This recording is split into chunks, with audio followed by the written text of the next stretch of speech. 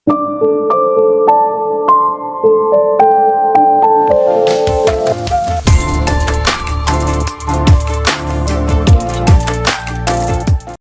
நம்ம crown Prince அரசரானது இப்படி பண்ணிட்டாரே, இதுக்கு அப்படியே நடக்க போகுது அப்படிங்கிறத இந்த ஃபைனல் பார்ட்டில் பார்த்துடலாங்க. அதுக்கு முன்னாடி என்னோட வாய்ஸ் ஓவர் நரேஷன் ஸ்டோரி எல்லாம் உங்களுக்கு பிடிச்சிருந்ததுனா லைக் பண்ணிட்டு பாருங்க. அப்படியே உங்கள் ஃப்ரெண்ட் அண்ட் ஃபேமிலி கூட ஷேர் பண்ணிக்கோங்க. இது வரைக்கும் யாராவது சப்ஸ்கிரைப் பண்ண பார்த்துட்டு இருந்தீங்கன்னா மறக்காமல் சப்ஸ்கிரைப் பண்ணிக்கோங்க. இப்போ உங்கள் வீடியோக்குள்ளே போயிடலாம். ராணியை ஜஸ்ட் சேம்பர்லயே அரெஸ்ட் பண்ணி வைக்கிறது மட்டும் கிடையாதுங்க, இப்ப ஒரு முடிவையும் மாத்திட்டாரு. நான் அரசருக்கே பாய்சன் வச்சிருக்காங்க, அது ராணிக்கு தெரியாம எப்படி இருந்திருக்கும்? அப்படி இருக்கிறப்போ ராயல் டேஸ்டர் லேடிய ராணி கொண்டு இருக்காங்க அப்படின்னா இவங்க மேல இருக்கிற தப்பு வெளியே வரக்கூடாதுன்னு தான் கொண்டு இருக்காங்க. அதனால ராணி அப்படிங்கிற அந்த டைட்டிலையும் அவங்க கிட்ட இருந்து பறிச்சுட்டு ஒரு பிரைவேட் ஹவுஸ்ல தான் அவங்க வாழணும், அரண்மனைக்குள்ள வாழக்கூடாது அப்படிங்கிற முடிவெடுத்துட்டாரு. இதெல்லாம் தெரிஞ்சுக்கிட்டு மெய்டு சொல்றாங்க ராணி கிட்ட, ராணி இருந்துட்டு பொறுமையாரு, அமைதியாரு, சீக்கிரம் போ, நான் இந்த இடத்த விட்டு கிளம்பணும் இல்லையா, அதுக்கான ஏற்பாடுகள்லாம் பண்ண அப்படிங்கிறப்போ அந்த மேட் அரசர் கூட இருக்கிறவர் வராரு. இந்த மாதிரி இதுக்கப்புறமாக இவங்க உங்களுக்கு மேடா இருக்க மாட்டாங்க ராணி, ராணி அப்படிங்கிற பட்டம் உங்களுக்கு கிடையாது, உங்க பிரைவேட் ஹவுஸ்ல இவங்க தான் உங்களுக்கு மேடா இருப்பாங்க அப்படின்னு இன்னொருத்தவங்களை சொல்றாங்க. அடுத்து தூஷங்குக்கும் அதே தானங்க, பிரின்ஸ் தூஷங் அந்த இளவரசன் அப்படிங்கிற பட்டம் பறிக்கப்படணும், பிரைவேட் ஹவுஸ்ல இருந்து தூஷங் இருக்கக்கூடாது, வேற எங்க நாடு கடத்தப்படணும்னு சொல்லிட்டாங்க இல்லையா. அது பிரின்ஸ் தூஷங்குக்கு தெரிய வர்றப்போ அவர் கடும் கோபத்துல அரசரை பார்க்க வராங்க. அரசரை பார்க்க வர்றப்போ யாரையுமே அனுமதிக்க கூடாதுன்னு அரசர் சொல்லிட்டார். அப்படிங்கிறப்போ தள்ளுங்க அப்படின்ட்டு வராங்க. வதன காட்டு கத்துறாங்க, இதை பாரு நான் இப்ப அரசனா இருக்கேன், நான் அனுமதி கொடுக்காம எப்படி நீ உள்ள வர போச்சு அப்படிங்கிறாங்க. என்னத்த அனுமதி வேண்டி கிடக்குது, இப்படி எல்லாம் நீ முடிவெடுக்கிறதுக்காக தான் நீ அரசனாய் உட்கார்ந்துருக்கியா, உன்னோட அம்மாவையும் தம்பியும் இப்படிதான் நீ தண்டிப்பியா அப்படிங்கிறப்போ இதை பாரு, நீங்க பண்ண வேலைகளை இது கொடுத்துதான் தீரணும், இதெல்லாம் கொடுக்காம இருக்க முடியாது, இதெல்லாம் அரசனாகப்பட்டவன் பண்ண வேண்டிய வேலைகள் அப்படிங்கிறாங்க. என்ன வேலை, முதுகுல குத்துறதும் வேலையும் அப்படின்னு சொல்லிட்டு இவரு கத்த சந்தோஷப்பட்டுக்கோ, நான் எப்படி பார்த்தா துஷங் நீ பண்ண காரியங்களுக்கு பாய்சன் கொடுத்து அதை நீ குடிச்சு செத்து போதான் நான் சொல்லியிருந்திருக்கணும், அது பண்ணாம இருந்ததுக்கு சந்தோஷப்பட்டுக்கோ அப்படிங்கிறாங்க. நீ அதவே பண்ணிருக்கலாம், என் அம்மாவை காப்பாற்ற முடியாம இப்படி ஒரு நிலைமையில் நான் நிக்கிறதுக்கு பாய்சன் குடிச்சு செத்து போயிருக்கலாம் அப்படின்ட்டு உள்ள 2 பேர் காய்ச்சி முச்சு சண்டை போட்டுக்கிறாங்க. வெளியே இருக்கிறவங்களுக்கெல்லாம் அப்படியே திக்குங்குது, பயங்கரமா சண்டை போட்டு துஷங் அங்கிருந்து போயிடுவாங்க. அதுக்கப்புறம் பாடிகார்டுல வந்துட்டு கேட்பாங்க, அரசரே நீங்க ஏன் திடீர்னு இப்படி பண்ணீங்க, ஏன் இப்ப நான் பண்ணதுக்கு என்ன குறைச்சல் அப்படின்னு அரசர் திமிராவே தான் பேசுறாரு நம்ம கிரவுன் பிரின்ஸ். அப்போ வந்துட்டு இல்ல நீங்க இப்படி எல்லாம் பண்ணதுல வேற ஏதாவது முடிவு எடுத்துட்டாருன்னா துஷங்க அதுக்கு தான் கேட்கறேன் அப்படிங்கிறப்போ கிட்டவான்னு சொல்லிட்டு என்னமோ பேசுறாங்க. அதுன்னு நம்மளுக்கு கட் பண்ணிட்டாங்க. இங்க துஷங் வெளியே வந்துருவாரு. அப்போ அந்த ஃப்ரெண்டு மினிஸ்டர் அப்படியே மறைஞ்சு ஒளிஞ்சு வந்து பார்த்து ஒரு முக்கியமான இடத்துக்கு ஒன்று கூப்பிட்டு போறோம் அப்படின்னு சொல்லிட்டு கூப்பிட்டு வராங்க. அங்க வந்தா தாத்தா தான் இருக்காங்க. தாத்தா நீங்களும் எப்படி தப்பிச்சிங்க என்ன ஏதுன்னு கேட்கறதுக்கு, நான் ஏற்கனவே சொன்னேன்ல அந்த கிரவுன் பிரின்ஸ் அரசன் ஆயிட்டானா, அவன் ஃபர்ஸ்ட் கொடுக்குற ஆர்டரே உங்க 2 பேரையும் ஒழிச்சு கட்டுறது தான் நான் சொன்னேன்ல, படிச்சு சொன்னேன், நம்பினியாடா, இப்ப என்ன நடந்திருக்கு? தாத்தா அதெல்லாம் இருக்கட்டும், நீ என்ன இங்க பண்ற, எதுக்காக இங்க இருக்க, இதை பாரு உன்னை அரசனாக்க போறேன், அதுக்கு இந்த பிளான்லாம் பண்ணி வச்சிருக்கேன், நீ என் கூட சேர்ந்து ஒர்க் பண்ற அப்படிங்கிறப்போ மறுக்கா உங்களை எப்படி நம்புறது அப்படிங்கிறப்போ நம்ம மைனாவை கூப்பிட்டு வராங்க. இவங்க தான் கடத்திட்டு வந்திருக்காங்க. மைனாவை கட்டி போட்ட நிலைமையில பார்த்ததும் மனசே கேட்கறதுல தோஷங்களுக்கு என்ன தத்து இதெல்லாம் அப்படிங்கிற சமயத்தில் இதை பாருடா பேராண்டி, நீங்க 2 பேர் பேசிக்கோங்க, இங்க விட்டு போறோம், பேசி ஒரு முடிவெடுங்க அப்படின்ட்டு போறாங்க. மைனா நீ ஓகே தானே, தலையிலிருந்து ரத்தம் வருது அப்படிங்கிறப்போ இல்லை என்னை அட்டாக் பண்ணி கடத்திட்டு வர பார்த்தாங்க, அவங்க கூட நான் ஃபைட் பண்ணப்போ எனக்கு கொஞ்சம் அடிபட்டுருச்சு அவ்வளோதான் அப்படிங்கிறாங்க. சரி இப்போ உனக்கு பரவாயில்லையா, ரொம்ப ரத்தமா இருக்கே அப்படிங்கிறப்போ அதெல்லாம் பெருசு கிடையாது, நான் உடனே கிரவுன் பிரின்ஸை போய் பார்க்கணும், அலர்ட் பண்ணணும், என்ன இப்படி பிடிச்சி வச்சுக்கிட்டு அவரை தான் டார்ச்சர் பண்ணுவாங்க, கார்னர் பண்ணுவாங்க போல இருக்கு அப்படிங்கிறப்போ டார்ச்சர் கார்னர் பண்றதுக்குலாம் இங்கே ஒன்றும் கிடையாது, நான் தான் கிங் ஆக போறேன், நீ என் குயின் ஆக போற அப்படின்னு இவர் பாட்டுக்கு பேச ஆரம்பிச்சிடுறாரு. என்ன வளரிட்டு இருக்கீங்க, அது மட்டும் இல்லாம உங்க அப்பா அரசரா இருக்கிறப்போ அவரோட இடத்த தட்டி பறிக்கிறதுக்கு எந்த பிரின்ஸும் முன் வர மாட்டாங்க, நீங்களும் பண்ண மாட்டீங்க அப்படிங்கிற சமயத்துல இப்ப எங்க அப்பா அரசரே கிடையாது, எங்க அப்பா என் அண்ணனான கிரவுன் பிரின்ஸுக்கு அரச பதவியை கொடுத்துட்டாரு, இப்ப அரசனா இருக்கிறது எங்க அண்ணன் தான், அரசரா பதவி ஏத்ததும் என்னையும் என் அம்மாவோட அந்த டைட்டிலையே பறிச்சுட்டா, அதனால நான் சும்மா இருக்க போறது கிடையாது, நான் ஃபைட் பண்ண போறேன், நீ என் பக்கத்துல இரு, என் கூட இரு, அதுதான் உனக்கு பாதுகாப்பு, அதை மட்டும் நீ பண்ணு, நான் அரசனானதுக்கு அப்புறம் நீ தான் என் ராணி அப்படின்னு சொல்ல மையனா ஒன்னும் புரியாம பேந்து முழிச்சிட்டு இருக்காங்க. இது எல்லாத்தையும் தூஷங்கோட தாத்தா ஒட்டு கேட்டுட்டு ஃப்ரெண்டு மினிஸ்டர் கிட்ட போறாங்க. என்னோட பேரன் கிங் ஆயிடுவான்டா, அந்த மைண்ட் அவனுக்கு வந்துருச்சுடா அப்படிங்கிறப்போ எங்க தூஷங்க நம்ப முடியுமா அப்படிங்கிறப்போ இதை பாரு, தூஷங்குக்கு அந்த பொண்ணு மையனாவை ரொம்ப ரொம்ப பிடிக்கும், அவன் உண்மையிலே நம்ம கூட இருப்பானா மாட்டானா அப்படிங்கிறதுல ரெண்டாவது, அந்த பொண்ணு மையனை நம்ம பிடியில் இருக்கிற வரைக்கும் நம்மளுக்கு எந்த துரோகமும் பண்றதுக்கு தூஷங்குக்கு மைண்ட் வராது, அந்த பொண்ணை வச்சு நம்ம காரியத்தை சாதிச்சுக்கலாம் அப்படின்னு சொல்லிட்டு இவங்க போயிடுவாங்க. இவங்க கண்டிப்பா ஒட்டு கேட்கறாங்க, பேசுறாங்க, எல்லாம் தெரியுது. அதுக்கப்புறம் தான் கதவை திறந்து தூஷங் வெளியே பார்ப்பாரு. அவங்க போயிட்டாங்க. அப்படின்னதுக்கு அப்புறமாக நான் யாராவது நர்ஸ் இருந்தா வர சொல்றேன், உன் காயத்துக்கு மருந்து போடணும் அப்படிங்கிறப்போ அப்போ இன்னும் உங்க மனசுல அந்த எண்ணம் இருக்கா, என்ன அடையிற எண்ணம் உங்களுக்கு இருக்கா இளவரசரே தூஷங், அப்படி இருந்தா அழிச்சிருங்க, ஒருவேளை உங்க அண்ணன் இப்ப அரசரா இருக்காரு, அவர் அந்த இடத்துல இருந்து எடுத்துட்டு நீங்க அரசனா அங்க போய் உட்கார்றதுனால மட்டும் நான் உங்களுக்கு கிடைச்சிடுவேன்னு நம்பாதீங்க, அது இன்னைக்கு மட்டும் இல்லை 7 ஜென்மம் எடுத்தாலும் நடக்காது அப்படின்னு ஒரு விஷயம் நான் சொல்லிக்கிறேன், உங்களை அரசராக்குறது உங்க தாத்தா, பேரனை அரசனாக்கி பார்த்து அழகு பார்த்துக்கிறதுக்கோ இல்லை அரசன் தான் என்னோட பேரன்னு சொல்லி சந்தோஷப்பட்டுக்கிறதுக்காகவோ கிடையாது. உங்களை க்ரௌன் பிரின்ஸ் ஆக்கி அரசர் ஆக்கிறதுக்கு உங்கள் அப்பாவை கொல்ற பிளான் தான் ஃபர்ஸ்ட் உங்கள் தாத்தாக்கு இருந்தது. உங்கள் தாத்தா அந்த பிளானை வச்சு தான் ராஜமாதா சாயோட கை கோத்திருந்தாங்க. அதனால தான் க்ரௌன் பிரின்ஸ் மேலே அந்தந்த பழியை போட்டு க்ரௌன் பிரின்ஸை ஒதுக்கி கட்டிட்டு உங்களை க்ரௌன் பிரின்ஸ் ஆக்கணும் அப்படின்னு சொல்லிட்டு ஒரு குறிக்கோளோடு இருந்தாங்க. உங்களை க்ரௌன் பிரின்ஸ் ஆக்குனதும் அரசரை கொண்டுட்டு அரசரோட இடத்துக்கு உங்களை அரசராக்கணும் தான் நினச்சிருந்தாங்க. இது எல்லாருக்கும் தெரியும், உங்கள் அம்மா ராணிக்கும் தெரியும், க்ரௌன் பிரின்ஸுக்கும் தெரியும். அதனால தான் நீங்கள் க்ரௌன் பிரின்ஸ் ஆகக்கூடாது அப்படின்னு சொல்லிட்டு 2 பேர் ரொம்ப பிடிவாதமாக இருந்தாங்க. அப்படிங்கிறப்ப இப்போ தான் வந்து தூஷங்களுக்கு எல்லாம் ஞாபகம் வருது. நீ க்ரௌன் பிரின்ஸ் ஆகவே கூடாதுன்னு ராணி சொன்னது, அதுக்கப்புறம் நம்ம க்ரௌன் பிரின்ஸ் சொன்னது, இதெல்லாம் இப்போ தான் ஞாபகம் வருது. இப்போ நீங்க சொல்றத பார்த்தா அரசரா இருக்கிறது க்ரௌன் பிரின்ஸ் தான். அரசர் அவரோட உடல்நிலை காரணமாகவும் சில முடிவுகள் எடுக்க முடியாததுனாலயும் க்ரௌன் பிரின்ஸா இருக்கிற உங்க அண்ணனை அரசர் ஆக்கிட்டாரு. ஆனா அந்த இடத்துல இருந்து உங்க அண்ணனை தூக்கி போட்டு நீங்க அரசர் ஆயிட்டீங்க அப்படின்னா அடுத்த செகண்டே உங்க அப்பாவை இவங்கள சேர்ந்து கொண்டுடுவாங்க அப்படிம்பாங்க. இது வரைக்கும் யாரும் சொல்லாதது மயூனா சொல்லிட்டாங்க. இதெல்லாம் தெரிஞ்சிருந்தும் ஏன் தெரியுமா க்ரௌன் பிரின்ஸ் இது உங்ககிட்ட சொல்லல? உங்க தாத்தா இப்படி ஒரு வேலையை பாக்குறாருன்னு தெரிஞ்சு நீங்க வருத்தப்படக்கூடாது அப்படிங்கிறதுக்காக. ஆனா இதுக்கு மேலே உங்ககிட்ட சொல்லாம இருக்கிறது முட்டாள்தனம். அதான் நான் சொல்லிட்டேன் அப்படிங்க. இதெல்லாம் நினைச்சு யோசிச்சு வேதனைப்பட்டுட்டு துஷங் வருவாங்க. வந்தவர் இவர் வீட்டுக்கு வராங்க. அப்போ பாடிகார்டு கேட்பாங்க, எங்க போட்டீங்க பிரின்ஸ்? நான் வந்து உங்களை தேடி தேடி பார்த்தேனே அப்படிங்கிறப்போ அப்பதான் வந்துட்டு யோசிக்கிறாரு நம்மளோட துஷங். என்ன அப்படின்னா க்ரௌன் பிரின்ஸ் அரசரானதுக்கு அப்புறமாக இப்படி அம்மாவை பண்ணிட்டியே என்ன பண்ணிட்டியே அப்படின்னு சொல்லிட்டு சத்தம் போடுறதுக்காக போனிருப்பாரு துஷங். அப்போ என்னமோ எழுதி காட்டியிருப்பாரு. என்ன அப்படின்னா நம்ம எதிரிகளை நம்புறதுக்காக நான் உங்களை வந்து துரோகம் பண்ற மாதிரி நடிக்கிறேன் அப்படின்னு எழுதி காட்டியிருப்பாரு. எழுதி காட்டினதுக்கு அப்புறமாக ஜஸ்ட் பேச்சுவார்த்தையில மட்டும் காய்ச்சி மூச்சுன்னு கத்திக்கிட்டாங்க. நான் உனக்கு பாய்சன் கொடுக்கறதாக இருந்தது, பட் அதை நான் பண்ணல அப்படின்னு சொல்லிட்டு அரசர் சொல்ல, அதுக்கு தூஷன் கத்த அப்படின்னு சொல்லிட்டு ஜஸ்ட் வெளியே இருக்கிறவங்க நம்பணும் அப்படிங்கிறதுக்காக. அதுக்கப்புறம் ரகசியமா கூப்பிட்டு பாரு, தலைநகர் விட்டு எங்கேயும் போயிடாத, நீ இளவரசன் அப்படிங்கிற அந்த டைட்டில் உங்ககிட்ட நான் பறிச்சுக்கிட்டேன், அம்மா கிட்ட இருந்து குயின் அப்படிங்கிற டைட்டில் நான் பறிச்சுக்கிட்டேன், ஆனா நீ தலைநகர் விட்டு போயிடாத, வெயிட் பண்ணு, நான் இப்போ எடுத்த முடிவு எல்லாருக்கும் தெரிய வரும். அதே மாதிரி அந்த சாய்க்கும் உங்க தாத்தாவுக்கும் தெரிய வரப்போ யாராவது உன்னை காண்டாக்ட் பண்ண ட்ரை பண்ணுவாங்க அப்படின்னு சொல்லியிருப்பாங்க. அதே மாதிரி தான் இந்த ஃப்ரெண்ட் மினிஸ்டர் வந்து காண்டாக்ட் பண்ணி கூப்பிட்டு போனாங்க. இதெல்லாம் இப்போ யோசனைக்கு வர்றப்போ நிஜமாவே நீ ரொம்ப புத்திசாலி தான் அண்ணா, உன்ன மாதிரி யாராலையும் இப்படியெல்லாம் யோசிக்க முடியாது அப்படின்னு சொல்லிட்டு இதை பாரு பாடிகார்டு, நான் ஒரு லெட்டர் எழுதுறேன், அது ரகசியமாக எங்கள் அண்ணன் அரசர்கிட்ட கொண்டு போய் கொடுத்துரு அப்படிங்கிறாங்க. அதில் என்ன எழுதியிருக்கு அப்படின்னா இந்த மாதிரி மயூனாவை வந்து அவங்க ஹாஸ்டேஜை பிடிச்சி வச்சிருக்காங்க, அவங்களோட ரகசிய இடத்துக்கு என்ன கூப்பிட்டு போனாங்க, மயூனாவை வச்சு என்ன கார்னர் பண்ண பார்க்குறாங்க அப்படிங்கிறது எல்லாத்தையும் தெளிவாக எழுதியிருக்காரு. இதை பார்த்ததும் நம்மளோட அரசருக்கும் செம்ம கோவம் வருது. அதுக்கப்புறம் இவருக்குன்னு லாயலாக இருக்கிற 2-3 மினிஸ்டர்ஸை வச்சு ஒரு பிளான் பண்ணுறாங்க. அதன்படி அடுத்த நாள் அரசவை கூடுது. இதை பாருங்க, ராணி பண்ண தப்புக்கெல்லாம் வந்துட்டு ஜஸ்ட் அவங்களோட பட்டத்தை மட்டும் பறித்து அவங்கள தனியாக ஒரு பிரைவேட் ஹவுஸில் தங்க வைக்கிறதுல நியாயமே கிடையாது. அவங்களுக்கு பாய்சன் கொடுக்கணும், அவங்க பாய்சன் கொடுத்து சாகட்டும், அப்படி ஒரு முடிவெடுங்க அரசரே அப்படிங்கிறாங்க. அதுக்கப்புறம் இந்த இளவரசன் தூஷங்குக்கு இளவரச பட்டத்தை மட்டும் பறிச்சிங்க, அவர் வேற இடத்துக்கு நாடு கடத்தணும். ஆனாலும் தூஷங் இன்னும் தலைநகர்ல தான் இருக்கான், ரொம்ப ஈஸியா வீதியில சுத்திட்டு இருக்கான், அதனால அவனுக்கும் வந்துட்டு பாய்சன் கொடுத்து கொள்ளணும் அப்படிங்கிறப்போ இது எல்லாத்தையும் நம்ம அரசர் கேட்டுட்டு கரெக்ட், நீங்க சொல்றதை நான் யோசிக்கிறேன், அந்த மாதிரி பண்ணிடலாம் அப்படிங்கிறாங்க. இது சில மினிஸ்டர்ஸுக்கு பிடிக்கிறது இல்லை. என்னதான் இருந்தாலும் விசாரிக்கல, பண்ணல, ஒண்ணுமே பண்ணல, எல்லாம் தப்பு பண்ணாங்க அப்படின்னு தெரிஞ்சிருந்தோம் விசாரிக்கல, அவங்க ஒத்துக்கல அப்படிங்கிறதுக்காக தான் ஜெயிலே வச்சிருந்தாங்க தூஷங்கோட தாத்தாவையும் ஃப்ரெண்ட் மினிஸ்டரையும். அப்படி இருக்கிறப்போ ராணிக்கும் இளவரசர் தூஷங்குக்கும் இவ்வளோ பெரிய தண்டனையா? விஷத்தை கொடுத்து குடிச்சு சாக சொல்றாரு, இது ரொம்ப தப்பா இருக்கே அப்படின்னு அவங்க தனியா பேசுறாங்க. அது இல்லாமல் க்ரௌன் பிரின்ஸா இருந்த வரைக்கும் ரொம்ப நல்ல பண்புள்ள ரொம்ப பாசமான பையனா இருந்தாங்க. அரசனானதுக்கு அப்புறமா ட்ரூ கலர் வெளியே வருது அப்படின்னு இவங்க தனியா அரண்மனை விட்டு வெளியே தனியா ஒரு வீட்டுல இவங்க எல்லாம் பேசிட்டு இருக்கிறப்போ அந்த இடத்துக்கு ஃப்ரெண்ட் மினிஸ்டர் வராங்க. நீ ஜெயிலுக்கு தப்பிச்சு போனவன், நீ வந்து குற்றவாளி துரோகி அப்படிங்கிறப்போ இப்போ நீங்க எல்லாமே அதை பண்றதுக்கு தான் வேலையை பார்த்துட்டு இருக்கீங்க, அரசர் எடுத்த முடிவு சரியில்லைன்னு சொல்லிட்டு அதுக்கு எகென்ஸ்டா போக போறீங்க. இப்போ புரியுதா நாங்க ஏன் அந்த க்ரௌன் பிரின்ஸுக்கு எகென்ஸ்டா இருந்தோம்? அவன் அரசன் ஆயிட்டா இப்படிதான் ஆட்டம் கட்டுவான் அப்படிங்கிறது எங்களுக்கு தெரியும், அதனாலதான் நாங்க எகென்ஸ்டா இருந்தோம். இப்ப வேற வழியே இல்லை, ராணியோட உயிரையும் இளவரசர் தூஷங்கோட உயிரையும் காப்பாற்றணும் அப்படின்னா நம்ம எல்லாம் சேர்ந்ததான் செயல்படணும் அப்படிங்கிறாங்க. இவங்களும் சரி அப்படிங்கிற மாதிரி ஒத்துக்கிறாங்க.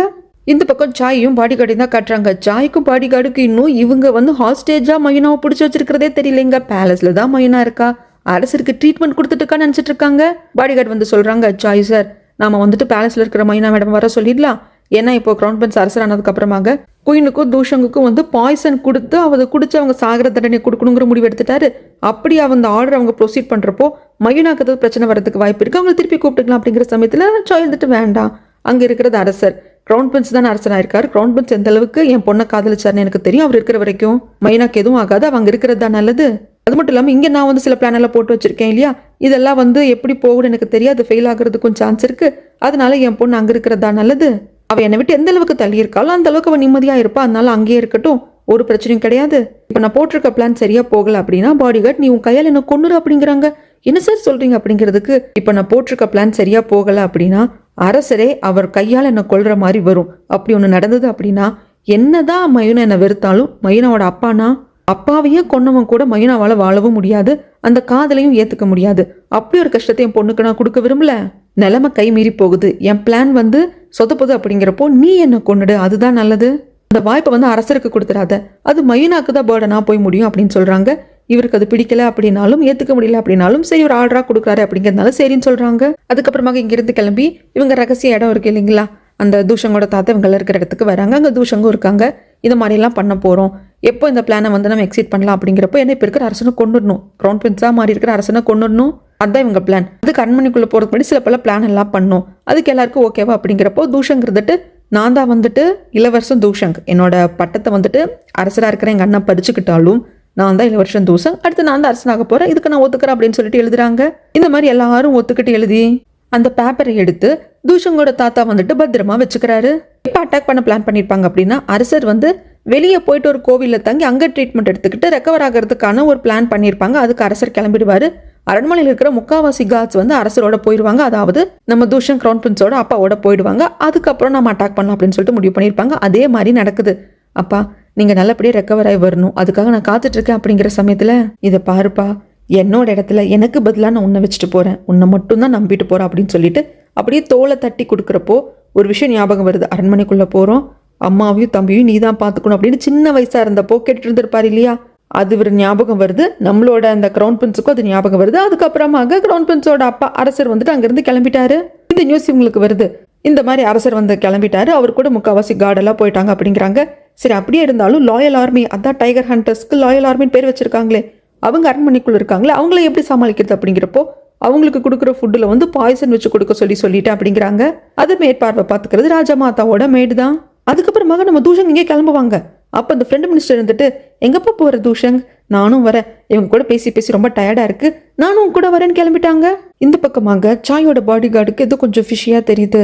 சார் என்னமோ தப்பாக இருக்கிற மாதிரி இருக்குது, நம்ம பக்கம் நிறைய ஆட்களை சேர்த்து வச்சுருக்கோம், அதில் பேலஸ்க்கு போகிறதுக்காக இருந்த முதன்மை காவலாளிகளை சில பேரை காணும் அப்படிங்கிறாங்க. என்ன சொல்கிற, சரி அந்த ஃப்ரெண்டு மினிஸ்டர் கூப்பிட்டு வேணா பேசணும் அப்படிங்கிறப்போ இங்கே தான் பயங்கரமாக தண்ணி அடிச்சுட்டு உட்காந்துட்டு இருக்கிறாரு நம்மளோட தூஷங். ஃப்ரெண்டு மினிஸ்டர் கேட்குறாங்க ஏன்டா இப்படிலாம் பண்ணிட்டு இருக்க அப்படிங்கிறதுக்கு, நான் இன்னைக்கு மனசாட்சி இல்லாமல் நடந்துக்க போகிறேன், என் அண்ணனை கொல்ல போகிறேன், அதனால நான் ரிலாக்ஸ் ஆகணுங்கிறதுக்காக தான் குடிச்சிட்டு இருக்கேன் அப்படிங்கிறாங்க. அந்த இடத்துக்கு சாயோட பாடி கார்டு வந்துட்டு சாய் சார் உங்களை கூப்பிட்டாங்கன்னு கூப்பிடுறாங்க. அங்கே வந்ததும் நம்ம மிகப்பெரிய வேலை பண்ண போகிறோம், அதுக்கு ஃபஸ்ட்டு நம்ம ரிலாக்ஸாக இருக்கணும் இல்லையா, அதுக்காக தான் இதை குடிங்க அப்படின்னு சொல்லிட்டு அவருக்கும் ஊற்றி கொடுக்குறாங்க. இவரும் குடிக்கிறாரு, அதாவது சாயும் அந்த ட்ரிங்க்ஸை குடிக்கிறாரு அப்படிங்கிற மாதிரி தான் இவர் குடிக்கிறாரு. ஆனால் சாய் குடிக்கிற மாதிரி பாவலா தான் பண்ணுறாரு. ஆனால் ஃப்ரெண்டு மினிஸ்டர் மொத்தமாக குடிச்சிட்டாரு, தொண்டையெல்லாம் கவ்வ ஆரம்பிக்குது, கீழே படுத்துட்டு புழு மாதிரி துடிக்க. இதை பாரு என்கிட்ட ஆன்டிடாட் இருக்கு, ஆனால் உண்மையை சொல்லு, இங்கே தலைமை அதிகாரிகள் சில பேர் இருந்தாங்க, அவங்கள காணோம், அவங்கள எங்கே அனுப்பிச்சிருக்கீங்க, அது நம்ம பேசின பிளான்லேயே இல்லை, சொல்லுங்க அப்படிங்கிறப்போ இந்த ஃப்ரெண்டு மினிஸ்டர் சொல்றது இல்லை, நீ சொல்லனா செத்து போயிடுவா அப்படிங்கிறப்போ ஐயோ நான் சொல்கிறேன், இந்த மாதிரி ராஜமாதாவை கொல்றதுக்காக அனுப்பிச்சிருக்காங்க அப்படிங்கிறாங்க. அட பாவீங்களா, என்னடா பண்ணி வச்சிருக்கீங்க, சரி எப்போ போனாங்க, எந்த இடத்துல அனுப்பிச்சி வச்சிங்க, அதாவது எந்த பேலஸோட கேட் வழியாக போவாங்க அப்படின்னு கேட்குறப்போ அது சொல்கிற அளவுக்கு அவருக்கு தெம்பில்லை, உயிர் போயிட்டே இருக்கு.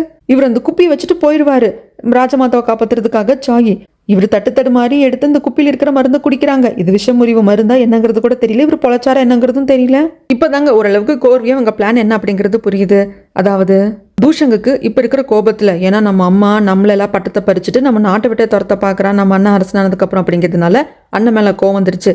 அண்ணன் சாகணும் அப்படிங்கிறதுல தூஷங்குக்கு வந்து உறுதியாக தான் இருப்பான். ஆனால் அவங்க அப்பா சாகக்கூடாதுன்னு நினைப்பா. அதனால அவங்க அப்பா ட்ரீட்மெண்ட்டுக்காக வெளியே போகிறப்போ அரண்மனைக்குள்ள வந்து க்ரௌன் பிரின்ஸ் தானே அரசராயிருக்காரு, அவரை கொண்டுட்டு ராஜமாதாவை நம்ம அப்படியே கூப்பிட்டு போயிடலாம் அப்படிங்கிறத சாயோட பிளான். ஆனால் சாய்க்கு அந்த பிளான்ல டவுட் இருக்கு. ஏன்னா ஒருவேளை நாம அரசரை கொல்லலை அப்படின்னா என்ன கொல்ல முடியுமா அப்படிங்கிறது கூட தெரியல. ஏன்னா நம்ம பொண்ணு உயிருக்கு உயிராக காதலிக்கிறா. அது மட்டும் இல்லாமல் அந்த க்ரௌன் பிரின்ஸ் உயிரோட இருந்தால் மட்டும்தான் நம்ம பொண்ணை அவரால் பத்திரமா பாதுகாக்க முடியும். அதனால இந்த பிளான் எப்படி போகும் ஏது அப்படிங்கிறது தெரியாது. சாயை பொறுத்த வரைக்கும் இப்போ அரசராக இருக்கிறவரை கொல்றதுல வந்து துளியும் எண்ணம் கிடையாது. ஆனால் இப்படி ஒரு கலோபரம் பண்ணுறதன் மூலியமாக அரண்மனைக்குள்ள வந்து ராஜமாதாவை அங்கிருந்து நம்ம எப்படியாவது வெளியே கூப்பிட்டு வந்துடணும். அப்போதான் இவங்க யாரும் நம்மளை ஃபாலோ பண்ண மாட்டாங்க. ராஜமாதாவோட போய் எங்கேயோ வாழ்ந்துக்கலாம். ராஜமாதா மாசமா வேற இருக்காங்க, குழந்தை பிறக்கட்டும், எங்கேயோ போய் வாழ்ந்துக்கலாம், அதுக்கு இதை பயன்படுத்திக்கலாம் அப்படிங்கிறது தான் இவரோட ஐடியா. ஒருவேளை இது ஏதாவது எக்குத்தப்ப ஆயிடுச்சு அப்படின்னா நம்ம உயிரே போக வேண்டியதாக இருக்கும். அரசர் நம்மளை கொன்னா கண்டிப்பாக மைனாவுக்கு வந்து அது மனசுல இந்த ஆறாத காயமா இருக்கும். அதனால தான் நீ என்ன கொண்டு அப்படின்னு தன்னோட பாடி கார்டு கிட்ட சாய் சொல்லியிருப்பாங்க. ஆனா இந்த பிளான்குள்ள இவனுங்க போட்ட பிளான், யாரு தூஷங்கோட தாத்தால சேர்ந்து போட்ட பிளான் என்ன அப்படின்னா, ராஜமாதாவையும் உயிரோட விடக்கூடாது. ராஜமாதா உயிரோட இருந்தான்னா அந்த ராஜமாதாக்காக இந்த சாய் என்ன வேணா பண்ணுவான். அதனால ஃபர்ஸ்ட் ராஜமாதாவை கொன்னுட்டோம் அப்படின்னா சாய் வந்து பல்லு புடுங்கின பாம்பா மாறிடும், அதுக்கப்புறம் அவனை ஈஸியா கொன்னுக்கலாம் அப்படிங்கிற மாதிரி இவங்க அந்த பிளான் போட்டு பண்ணியிருக்காங்க.